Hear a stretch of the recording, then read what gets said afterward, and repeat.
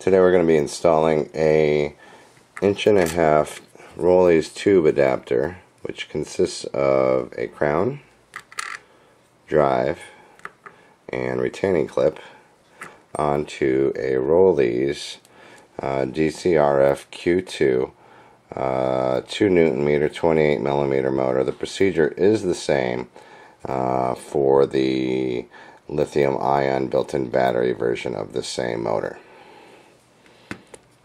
First, you'll notice that the crown adapter is actually a split ring that snaps together. You'll want the flange part towards the motor head, so you're going to open this up and slide it onto here, like so. We do recommend you do it at that point because it is skinniest there and you won't stress the crown and drive, or the crown adapter when trying to stretch it over the wider part of the tube here. Again, noting that the flange is next to the motor head. Next thing we're going to do is install the drive adapter. Notice the drive adapter has two different distinct sides. The smoother side goes towards the motor.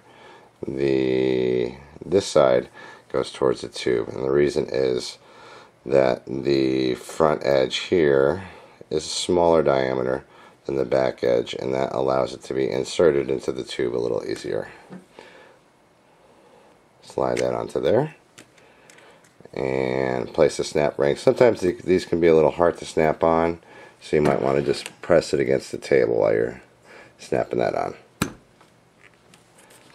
And that's that.